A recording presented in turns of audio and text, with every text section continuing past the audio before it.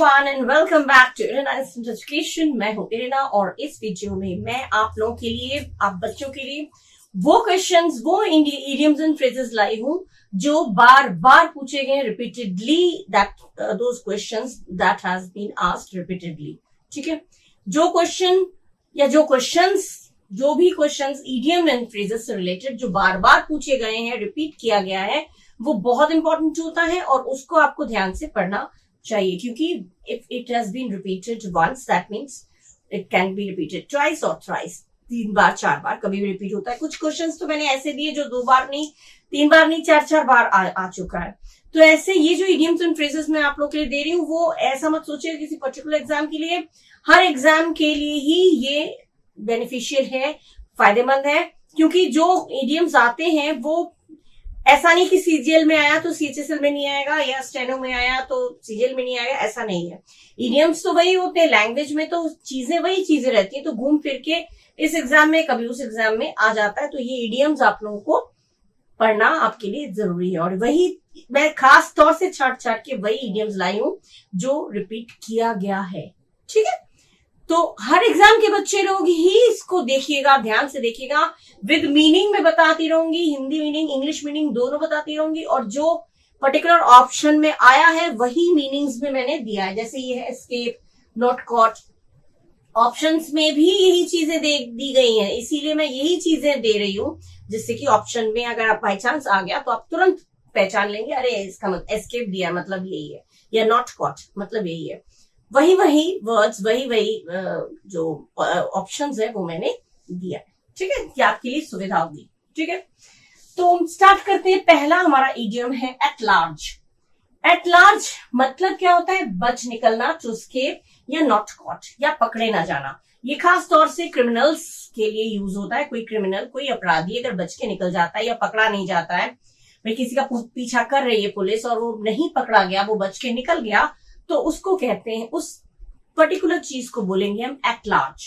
ठीक है, at large माने एस्केप या नॉट कॉट, या बच निकलना या पकड़ा ना जाना, खास तौर से क्रिमिनल्स का और अपराधी का पकड़ा ना जाना, उसको कहते हैं एट लार्ज। अब जब भी एट लार्ज आएगा, या तो आपको एस्केप दिया जाएगा, या नॉट कॉट दिया जाएगा, या फिर इसी तरीके की कुछ मीनिंग होगी जो आप देख के ही समझ जाएंगे, अरे एट लार्ज का मतलब तो ये है, पकड़ा ना जाना या फिर बच के निकल जाना।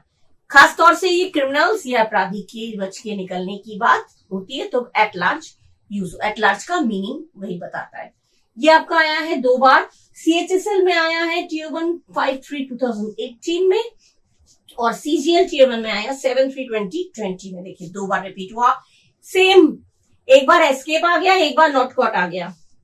ठीक है, तो ये 2 बार आ चुका है। देखिए अलग अलग डेट, अलग अलग क्वेश्चन, एग्जाम, लेकिन पूछा गया वही चीज।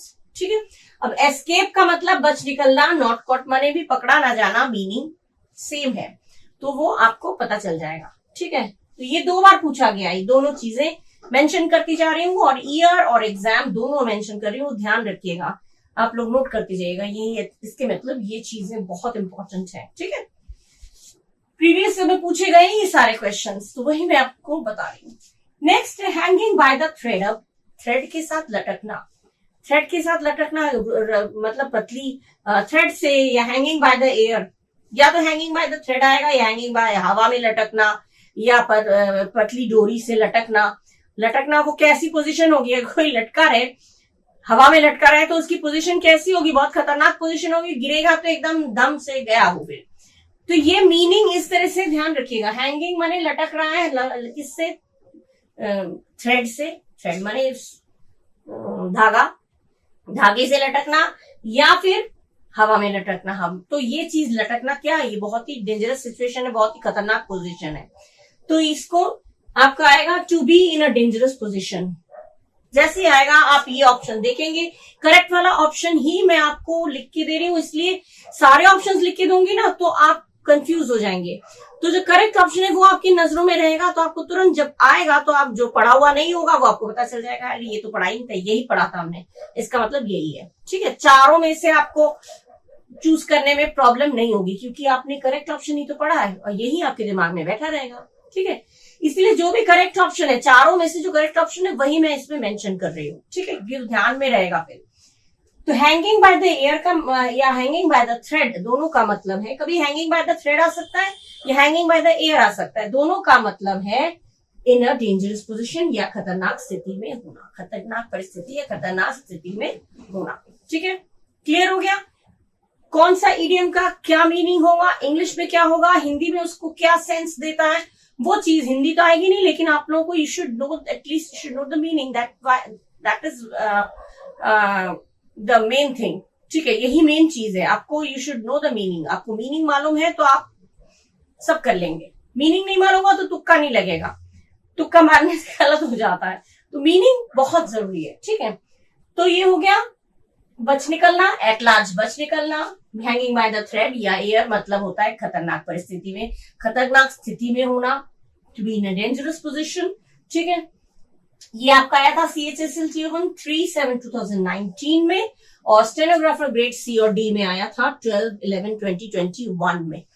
देखिए अलग अलग एग्जाम अलग अलग डेट, लेकिन आया यही था, और दोनों में ऑप्शन यही आया था, दोनों एग्जाम में ऑप्शन यही आया था। इसमें मैंने ऑप्शन 2 लिखे क्योंकि दोनों में अलग अलग ऑप्शन आया था, इसमें मैंने ऑप्शन 1 ही लिखा क्योंकि दोनों में ही एक चीज पूछी गई थी, to be in a dangerous position, to be in a dangerous position. Correct option मैंने लिख दिया। अब जब भी ये आएगा आपको तो आप तुरंत पहचान लेंगे, अरे इसका मतलब तो खतरनाक पोजीशन में होना, स्थिति में होना। CHSL में आ चुका है, स्टेनो के एग्जाम में आ चुका है, स्टेनोग्राफर के एग्जाम में। ठीक है, 2019 में आया, ये 2021 में आया, किस तरह से रिपीट हो रहा है देखिए, कहाँ 19, कहाँ 21, कहाँ ये वाला एग्जाम, कहाँ ये वाला एग्जाम, दोनों एग्जाम भी अलग है, डेट भी अलग है, लेकिन पूछा गया है सेम और ऑप्शन भी सेम। नेक्स्ट है काउच पोटैटो। काउच पोटैटो उसको कहते हैं जो बहुत ही आलसी, बहुत ही हमेशा टीवी देख रहा है तो देख ही रहा है, बहुत ज्यादा टीवी देख रहा है या गाना ही सुन रहा है, बैठा है तो बैठा ही है, एकदम आलसी, उसको कहते हैं काउच पोटैटो। ठीक है, ये कहावत है काउच पोटैटो। घर में कोई तुम तो बिल्कुल एक नंबर के आलसी हो, एक ही जगह बैठे रहते हो, जब टीवी देख रहे हो तो देख ही रहे हो, गाना सुन रहे हो तो सुन ही रहे हो, मैंने बैठे हो तो बैठे ही हो, आप बड़े आलसी हो, यू आर काउच पोटैटो। ये बोलचाल में भी आप किसी को लेजी बोलना चाहते हो तो बोल सकते हैं you are such couch potato, ये बड़े आलसी हो या तो you are such couch potato. तो ये बोलचाल में भी बहुत यूज होता है ये, इससे आप लोगों का जो लैंग्वेज भी स्टाइलिश बन जाएगा। अगर किसी को कहते हैं you couch potato, come on, a आलसी इंसान जल्दी आओ इधर, तो आलसी इंसान करके किसी को बुलाना, तो काउच पोटैटो बोली बड़ी स्टाइल से, तो बोलना का बोलना हो जाएगा। और लेजी बोलेंगे तो लगेगा मेरे को लेजी बोला, काउच पोटैटो सुनने में अच्छा लगता है।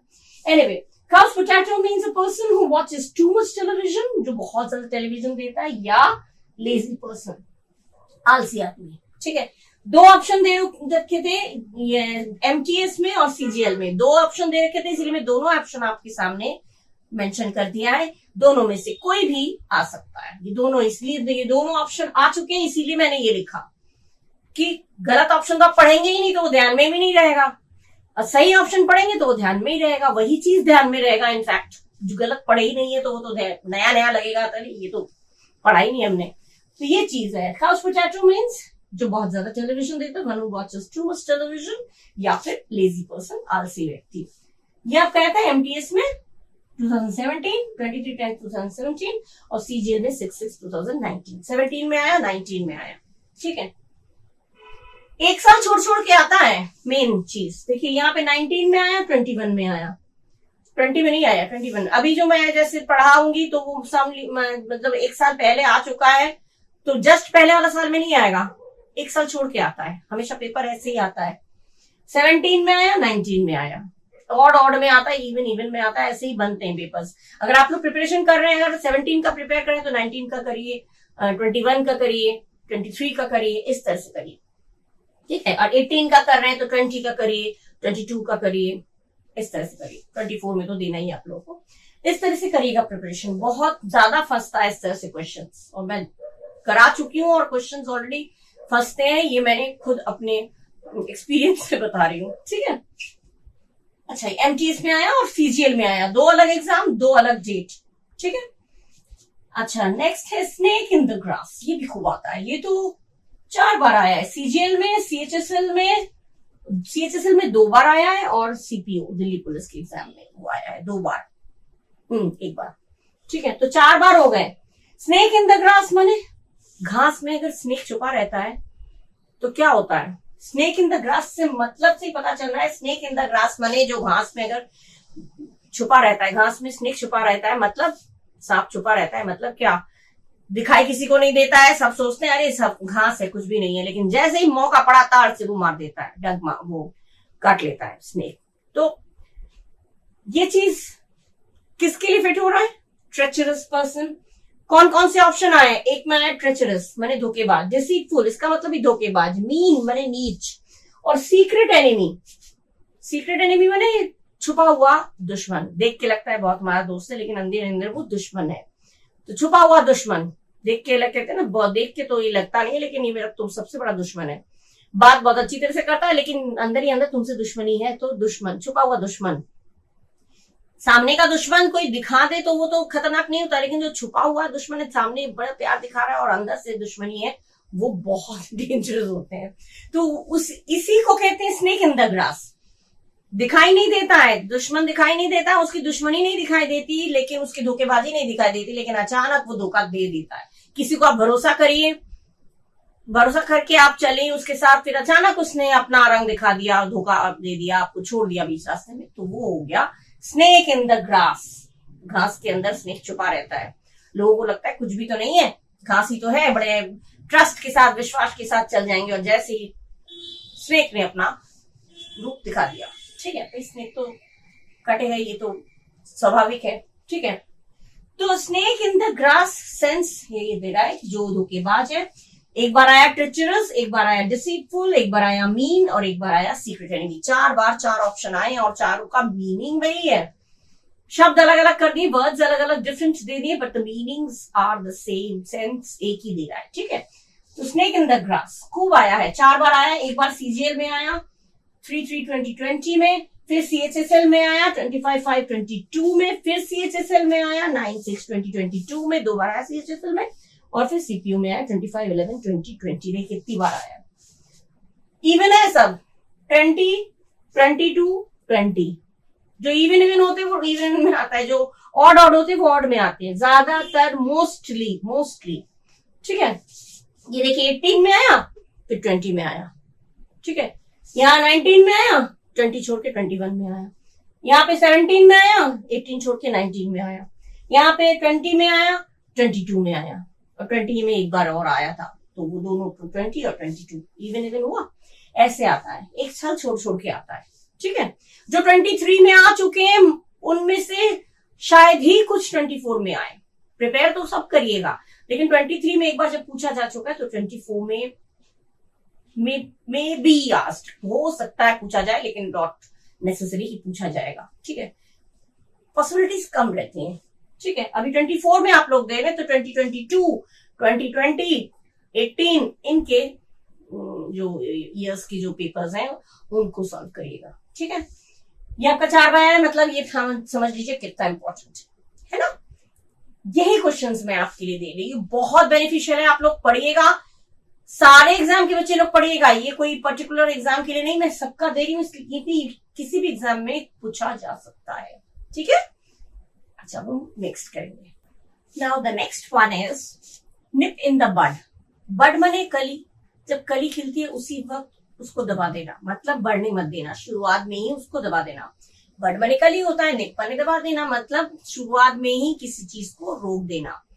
जैसे कोई गलत हैबिट अपना रहा है, कोई गलत आदत शुरू हो गया किसी की, कोई गलत आदत, किसी ने स्मोक करना शुरू कर दिया या किसी ने झूठ बोलना शुरू कर दिया। बच्चे गलत काम शुरुआत में करते तो उसको गलत काम या बुराई को शुरुआत में ही दबा देना चाहिए। तो nip in the bud, evil deeds should be nipped in the bud. जो बुरे काम है वो शुरुआत में ही बंद कर देना चाहिए। बच्चे कहते हैं जब छोटे बच्चे जब चोरी करते हैं, मम्मी लोग डांटती है नहीं, इसी वक्त उसको टोको, अभी उसको रोक दो। ये अगर आज हम इसको नहीं देखेंगे, चोरी किया चलो बच्चा है कोई बात नहीं, चोरी कर लिया तो कोई बात नहीं, छोटा ही तो है, नहीं करिए, उसको उसी वक्त रोकिए, उसी वक्त उसको दबा दीजिए कि नहीं। तो बड माने कली, कली क्या होती है, अभी खिली नहीं पाई, मतलब शुरुआत है, द अर्ली स्टेज, ठीक है। शुरुआत के स्टेज में ही किसी चीज को दबा देना, वो होता है निप इन द बड। इसका आपका आया है 2 ऑप्शन आए हैं, एक आया है टू डिस्ट्रॉय अर्ली, एक ऑप्शन, दूसरा ऑप्शन आया drop at an early age, early stage. दोनों का मीनिंग एक ही है। डिस्ट्रॉय मैंने बर्बाद करना, अर्ली मैंने पहले, शुरुआत में ही बर्बाद कर देना, मैंने कोई खराब चीज है उसको शुरुआत में ही दबा दीजिए, बर्बाद कर दीजिए, बंद कर दीजिए, खत्म कर दीजिए। या फिर ड्रॉप मैंने भी रोक देना, drop at an early stage, शुरुआत में ही। उसने झूठ बोलने की शुरुआत कर दी, अभी उसको रोको नहीं ना, आगे जाके, नहीं तो आगे जाके बहुत बड़ा झूठा बन जाएगा। चोरी करते हैं बच्चे, अगर शुरुआत में नहीं रोके तो वो आगे जाके बहुत बड़े चोर बन सकते हैं। तो शुरुआत में ही उसको निप इन द बड माने शुरुआत में ही उसको रोक देना। हिंदी में ही दिया है, आरंभ में रोकना या शुरुआत में ही रोक देना, ये होता है मीनिंग निप इन द बड का। निप इन द बड आ सकता है, निप्ड इन द बड आ सकता है। ईडी कर दिया तो पास्ट टेंस हो जाएगा, but that doesn't matters, meaning तो वही रहेगा। ठीक है, तो ये मीनिंग वही है, या तो आएगा डिस्ट्रॉय अर्ली या drop at an early stage, या फिर कुछ और भी आएगा जिसका मतलब यही होना चाहिए, मतलब यही होना चाहिए कि शुरुआत में ही रोक देना, खत्म कर देना, बर्बाद कर देना। ठीक है, दबा देना, कुछ भी। ये 2 बार आ चुका है, सीजीएल में 13/6/2019 में आ चुका है, और सीजीएल में ही दोबारा आया है 13/4/2022 में। अब यहाँ पे एक बार इवन में आया, एक बार ऑड में आया, एक बार इवन में आया, तो इट हैपेंस, ऐसा होता है मोस्टली। मैंने बोला ना, मोस्टली ऐसे होते हैं, पूछे जाते हैं, बट ऐसा नहीं है कि आप तैयारी बिल्कुल मत करिए। आप यहाँ पे ऑड है, यहाँ पे इवन है, पूछ लिया गया है, यहाँ 19 में पूछा गया, 22 में पूछा गया, लेकिन रिपीट हुआ है, मतलब दिस इज इंपॉर्टेंट। ठीक है, it has been repeated, that means it is important. ठीक है, और रिपीट हुआ है तो आगे भी रिपीट हो सकता है, और इसके अलावा ऐसा नहीं मैं कह रही हूँ कि यही वाले पढ़िए, ये तो इंपॉर्टेंट है ही, लेकिन इसके साथ दूसरे भी आप पढ़ते रहिएगा। कुछ और इडियम्स मैं शेयर कर दूंगी अगले वीडियो में, लेकिन इस वीडियो में पर्टिकुलरली वही इडियम्स एंड फ्रेजेस मैं दे रही हूँ जो रिपीट हो चुके हैं ऑलरेडी। ठीक है, इसके अलावा जो इंपॉर्टेंट है वो मैं अगले वीडियो में शेयर कर दूंगी। तो ये हो गया आपका निप इन द बड का मीनिंग, जो आपका 2 बार आया है, देख लीजिए डेट। ठीक है, next is pull someone's leg, टांग खींचना। टांग खींचना तो सबको पता है, पुल माने खींचना, समवन माने किसी का, लेग माने टांग। किसी का टांग खींचना मतलब किसी को चिढ़ाना, तो टीज, किसी के साथ जोक करना, मजाक करना। ऐसा हम कभी कभी टांग खींचते हैं, मजाक करते हैं, नहीं मैं तो तुम्हारा टांग खींच रहा था, मतलब मजाक कर रहा था। तो इसका आपका आया है जोक विथ समवन, 2 बार पूछा गया है और दोनों बार ही यही ऑप्शन आया है, जोक विथ समवन, मतलब यही ऑप्शन आएगा। और इसके अलावा अगर 2 बार तो यही ऑप्शन आया है, इसके अलावा कोई और ऑप्शन आया जिसका मीनिंग यही होगा, किसी के साथ मजाक करना, चिढ़ाना, टीज करना, कुछ भी आए तो आप समझ लीजिएगा ये पुल समवन्स लेग का ही मतलब है। ठीक है, पुल समवन्स लेग माने जोक विथ समवन, मजाक करना या चिढ़ाना या टीज करना, कुछ भी आ सकता है। ठीक है, टीज करना भी अगर आया तो समझ लीजिएगा टीज माने चिढ़ाना, तो वो भी ऑप्शन में आपका आ सकता है।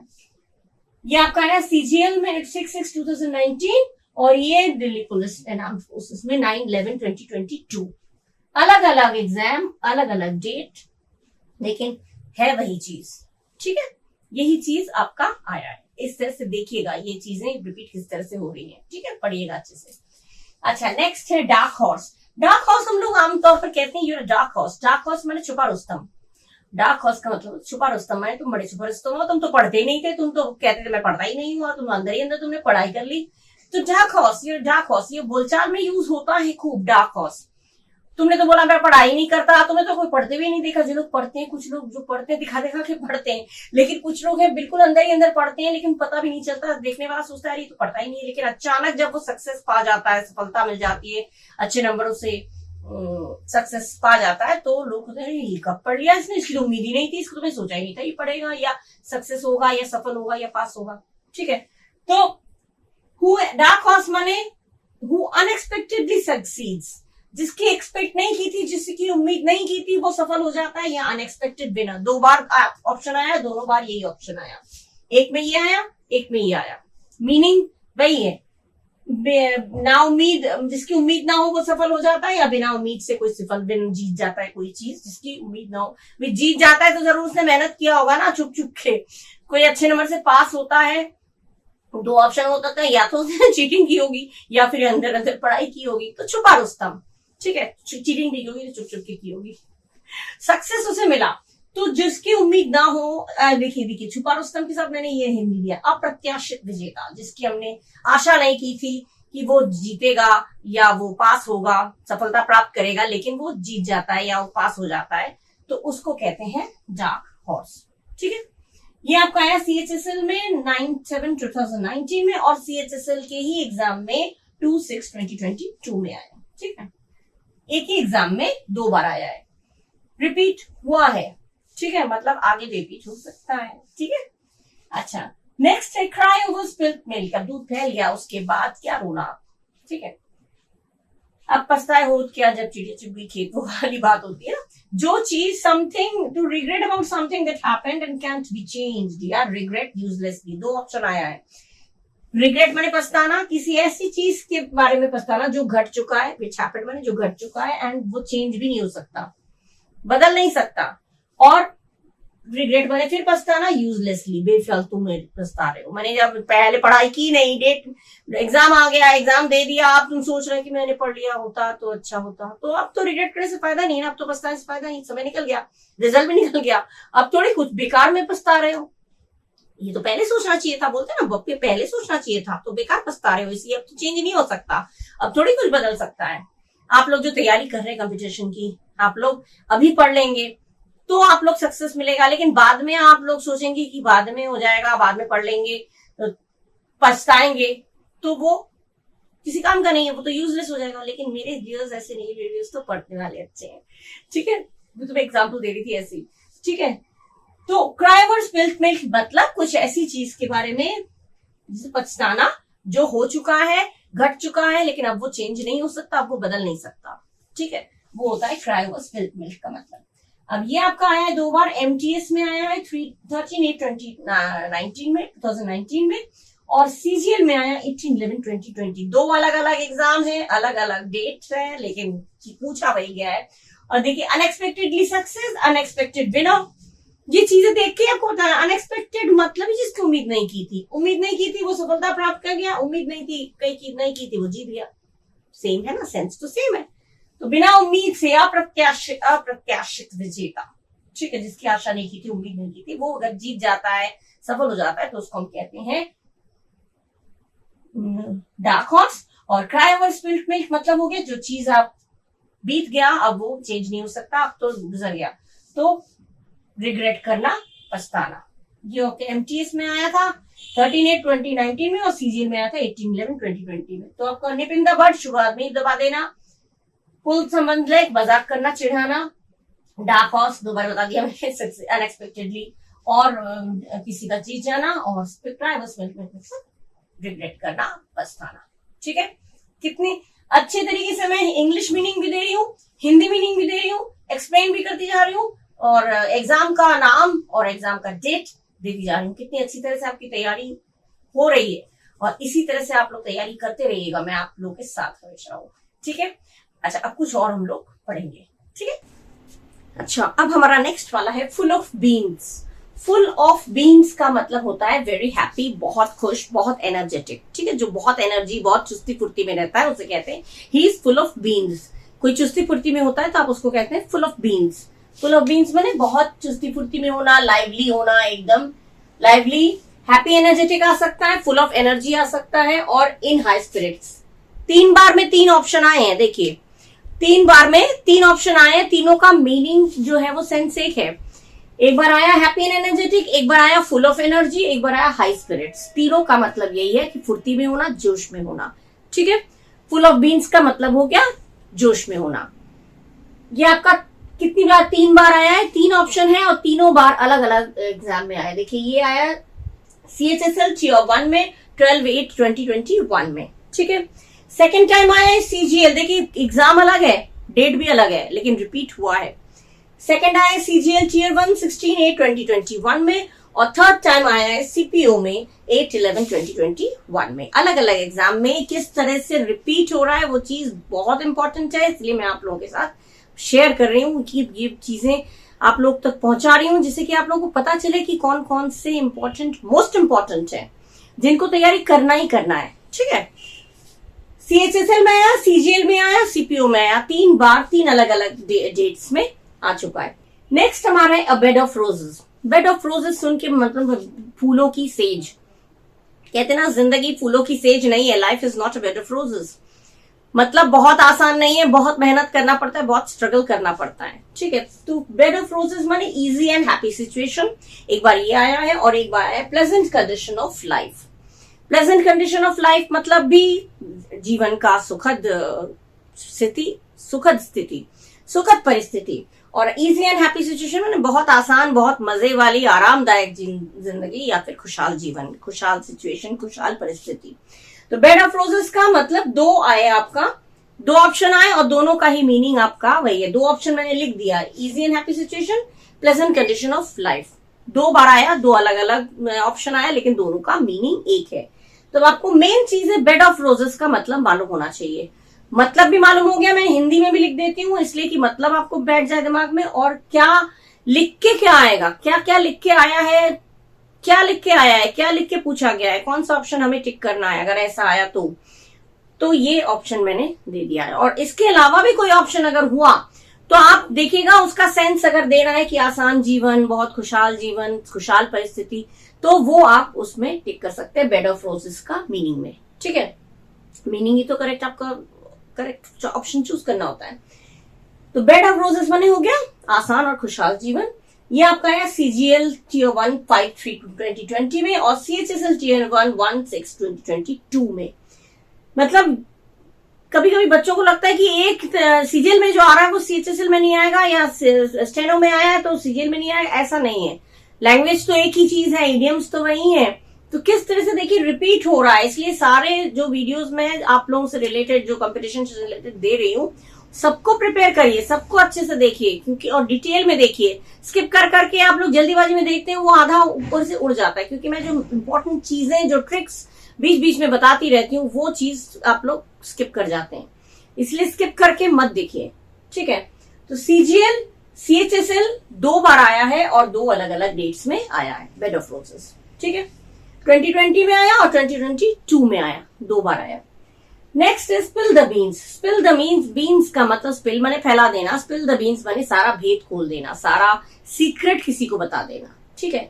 Give away a secret option आया एक बार, गिव अवे अ सीक्रेट, एक बार आया रिवील अ सीक्रेट। 2 बार आया, 2 बार अलग अलग ऑप्शन, लेकिन दोनों का मीनिंग वही है, मीनिंग तो सेम है। रिवील माने बता, शो कर देना, सीक्रेट दिखा देना, बता देना, खुलासा कर देना, और गिव अवे सीक्रेट माने भी सीक्रेट किसी को दे देना, नहीं मतलब ये बता देना, ठीक है। तो सीक्रेट बता देना या भेद खोल देना, ये हो गया आपका स्पिल द बीन्स का मीनिंग। अब कोई और ऑप्शन भी अगर आया और इससे मिलता जुलता अगर आया, जैसे सीक्रेट खोल देना, ओपन डिस्क्लोज द सीक्रेट, या disclose the secret, reveal a secret, इस तरह से जो ऑप्शन आएगा मतलब सीक्रेट करके ही आएगा, और वो सीक्रेट खोल देना अगर पता चल रहा है, सेंस दे रहा है, तो उसका मतलब होगा स्पिल द बीन्स, करेक्ट, उसका मीनिंग वही होगा। तो स्पिल द बीन्स माने भेद खोल देना, राज खोल देना, किसी को बता देना, राज की बात किसी को बता देना, वो हो जाएगा स्पिल द बीन्स, ठीक है। कौन कौन से ऑप्शन आए वो मैंने बता दिए, हिंदी में मीनिंग भी मैंने लिख दिया, ठीक है, क्लियर हो जाए जिससे आप लोगों को। अच्छा, ये आपका कब आया? CGL Tier 1 4-3 2020 में आया, और दूसरी बार आया स्टेनोग्राफर ग्रेड C और D में 12-10 2023 में, ठीक है। 2 बार अलग अलग डेट में अलग अलग एग्जाम में पूछा गया है। नेक्स्ट है under the weather. I am feeling under the weather. Under the weather मतलब माइनर सिकनेस, हल्की फुल्की बीमारी, मतलब बहुत ज्यादा बीमार नहीं, हल्की फुल्की, under weather, I am feeling under weather today. ये चीजें मैंने स्टाइलिश इंग्लिश, एक मेरा प्लेलिस्ट में अगर जाएंगे तो स्टाइलिश इंग्लिश में मैंने, जो लोग मेरे पुराने सब्सक्राइबर्स हैं उनको मालूम है, लेकिन जिनको नहीं मालूम है, पहली बार देख रहे हैं, उनको बता दूं, मैं स्टाइलिश इंग्लिश करके एक वीडियोस बनाती हूँ, उसमें इस तरह की चीजें मैं देती हूँ जो हम लोग आम तौर पे यूज करते हैं अपने डेली लाइफ में, और इडियोमेटिक लैंग्वेज हम लोग यूज करते हैं, मुहावरे के साथ, इडियम्स के साथ हम लोग जो लैंग्वेज यूज करते हैं, उससे हमारा लैंग्वेज इम्प्रेसिबल बन जाता है, बहुत इंप्रेशन अच्छा बन जाता है। तो वो चीजें स्टाइलिश इंग्लिश में मैंने पढ़ा रखा है। तो ये अंडर द वेदर भी मैंने पढ़ा रखा है। अंडर द वेदर माने आज तबीयत मेरी ठीक नहीं है, today I am feeling under the weather, ठीक है, ये आप बोल सकते हैं, डेली लाइफ में भी यूज होता है। तो अंडर द वेदर का मतलब हो गया माइनर सिकनेस, माइनर माने थोड़ी बहुत बीमारी, या फिर फीलिंग इल। 2 ऑप्शन आया, 2 बार अलग अलग, लेकिन मीनिंग सेम है। एक बार आया माइनर सिकनेस, एक बार आया फीलिंग इल, जिसका करेक्ट मीनिंग है थोड़ी तबीयत खराब होना, थोड़ी तबीयत खराब होना, बहुत ज्यादा बीमार नहीं, ठीक है, उसको कहते हैं अंडर वेदर। क्या क्या ऑप्शन आया वो मैंने मेंशन कर दिया, और उसका मीनिंग क्या है हिंदी में वो मेंशन कर दिया। इसके अलावा कुछ और भी मीनिंग अगर सेंस ये दे, हिंदी वाला जो मीनिंग है थोड़ी तबीयत खराब होना, तो वही आपका होगा करेक्ट ऑप्शन। अंडर वेदर मतलब थोड़ी सी तबीयत खराब होना, हल्की फुल्की बुखार होना, तबीयत खराब होना, तो अंडर वेदर। ये आपका है CHSL Tier 1 3/6/2022 में, और स्टेनोग्राफर में आया स्टेनोग्राफर के एग्जाम में ग्रेड CNT में 12/10/2023 में, ठीक है। अलग अलग एग्जाम, अलग अलग डेट, ठीक है, लेकिन रिपीट हुआ वही सेम, ये सेम रहता है, और अलग अलग ऑप्शंस दे देते हैं। वो ऑप्शंस कौन कौन से उन्होंने दिए वो मैंने मेंशन कर दिया। इसके अलावा भी कोई ऑप्शन अगर आया तो आप मीनिंग देखिएगा, उसका मीन क्या कर रहा है। अगर थोड़ी बहुत बीमारी, थोड़ा तबीयत खराब मीन कर रहा है कोई ऑप्शन, तो वही होगा उसका करेक्ट ऑप्शन अंडर वेदर का, ठीक है, अंडर द वेदर, ठीक है। अब हम लोग नेक्स्ट पढ़ेंगे। Okay, next is miss the boat. Miss the boat माने मिस करना, मतलब क्या, कोई चीज खो देना, कोई किसी चीज को पा नहीं सके तो वो मिस कर दिया। मतलब यहाँ पे मिस द बोट का करेक्ट मीनिंग जो है वो है कोई मौका गवा देना। कोई मौका था, अपॉर्चुनिटी था, लेकिन वो आपने गवा दिया। कर सकते थे, मौका अच्छा था, लेकिन तुमने गवा दिया, तो उसे कहते हैं मिस द बोट, ठीक है। मिस का मतलब से ही आप समझ जाएंगे, कोई चीज मिस करना मतलब कोई चीज छूट गया, ठीक है। इसका दो ऑप्शन आए हैं, टू लूज एन अपॉर्चुनिटी, और दूसरी बार ऑप्शन आया मिस एन अपॉर्चुनिटी। दो ऑप्शन ये पूछे गए हैं, एक बार ये पूछा गया लूज एन अपॉर्चुनिटी, दूसरी बार मिस एन अपॉर्चुनिटी। अपॉर्चुनिटी माने मौका, मौका को मिस कर देना या मौका को खो देना, बात एक ही है। सेंस दोनों का एक है, अलग अलग तरीके से दे रखा है, ठीक है।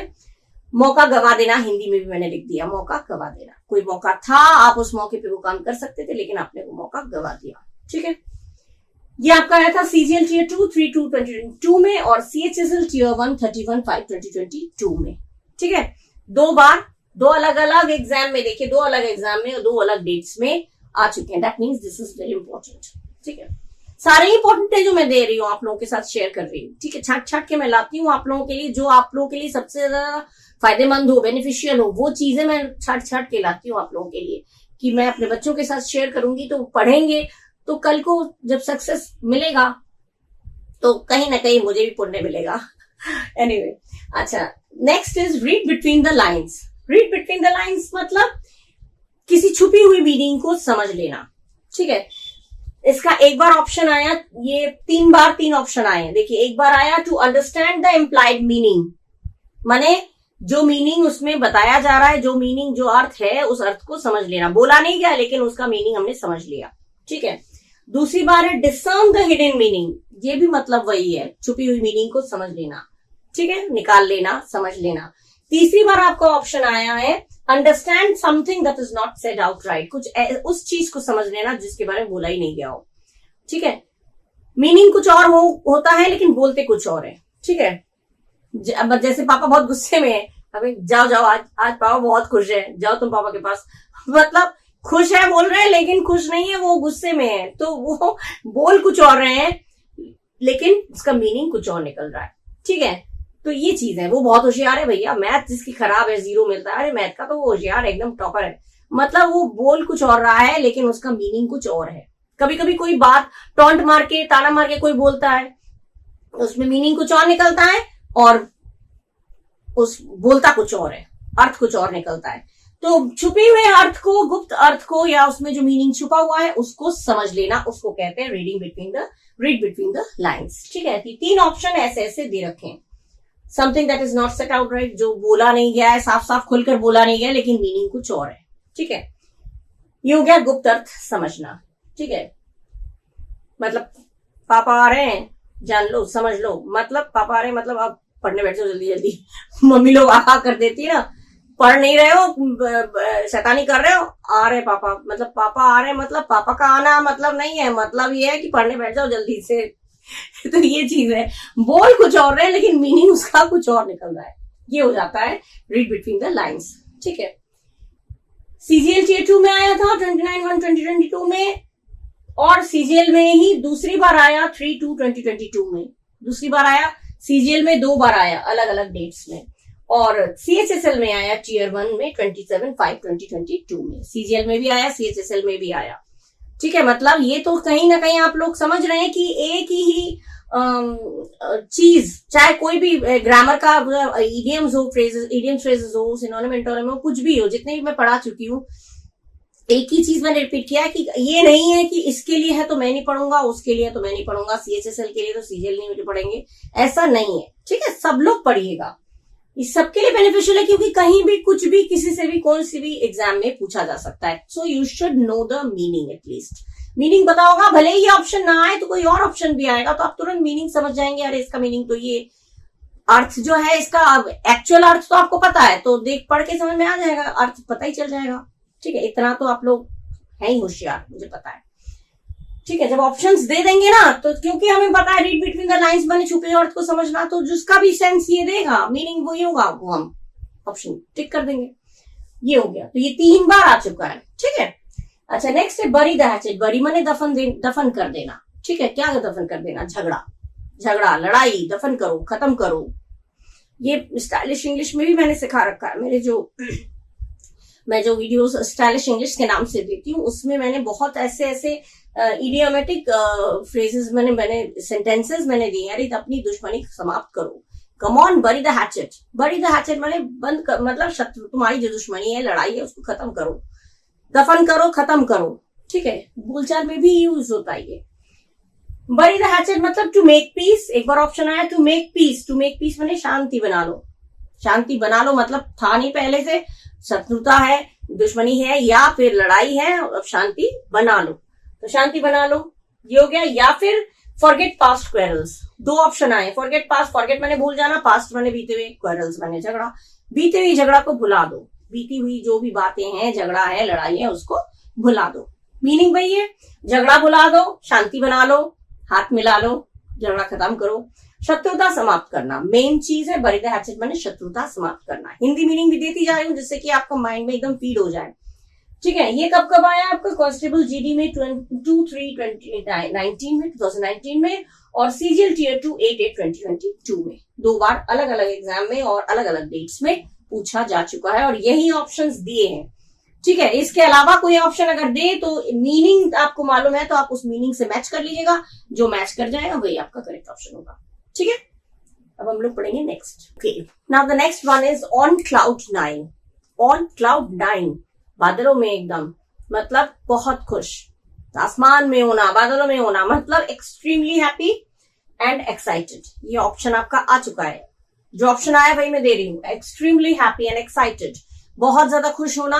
हिंदी में दे रखा है अति प्रसन्न होना, बहुत ज्यादा उत्तेजित होना, बहुत ज्यादा खुश होना, बहुत ज्यादा जोश में नहीं, बहुत ज्यादा खुश होना।